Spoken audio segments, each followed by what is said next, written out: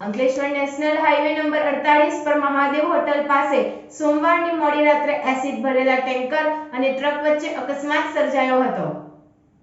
અંકલેશ્વરથી ભરૂચ વચ્ચે મહાદેવ હોટલ પાસે સોમવારની મોડી રાત્રે એસિડ ભરેલા ટેન્કર અને ટ્રક વચ્ચે અકસ્માત થતાં એસિડ ભરેલું ટેન્કર પલટી મારી જતા દોડધામ મચી હતી. એસિડના કારણે જાનહાનિ ન થાય તે માટે વાહન વ્યવહાર રોકી દેવાતા હાઈવે પર વાહનોની કતાર લાગી હતી. ટેન્કરમાંથી એસિડ રોડ પર ઢોળાતા આસપાસના લોકોએ આંખોમાં બળતરા અનુભવી હતી. કોઈ મોટી હોનારત ન થાય તે માટે ફાયર વિભાગની ટીમ લાઈ બંબા સાથે પહોંચી ગઈ હતી. બીજી તરફ હાઈવે પર જામ થઈ જતા ખાનગી લક્ઝરી બસો નર્મદા મૈયા બ્રિજ પર થઈને પસાર થતી જોવા મળી હતી.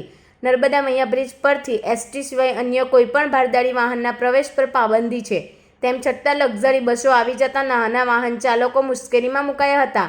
આ લખાય છે ત્યાં સુધી અકસ્માતમાં કોઈ જાનહાનિ થઈ નથી અને ટેન્કરને હટાવી હાઈવે ખુલ્લો કરવાની તજવીજ ચાલી रही है. ठीक है, हम डीपीएमसी फायर स्टेशन डिपार्टमेंट से है. जैसा कि हमें सूचना मिली थी कि हाईवे पर एक टैंकर पलट चुका है, उसमें एसिड होने की संभावना है, तो हम डीपीएमसी फायर टीम के साथ इमीडिएटली टर्न ऑफ लिया. हाईवे पे बहुत जाम होने के कारण थोड़ा देरी हो गई थी उसमें आने में.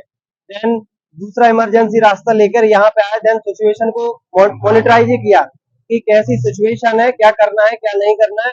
तो सिचुएशन को देख के लगा है कि हाईवे को चालू कर सकते हैं. अभी इतना ज्यादा कुछ ओवर इमरजेंसी नहीं है, तो उसके कारण में अभी कोशिश कर रहे हैं कि हाईवे चालू हो जाए. देन उसके बाद जो भी इमरजेंसी मेजर है वो ले सकते हैं. इसमें अभी मैं कंफर्म नहीं कह सकता हूँ. जैसा कि हमने ड्राइवर से अभी पूछा है तो वो बता रहा है कि नाइट्रिक एसिड है 68% कंसंट्रेशन के साथ. नहीं, अभी ऐसी कोई कैजुअलिटी रिपोर्ट नहीं हुई है और जानकारी लेने की कोशिश कर रहे हैं.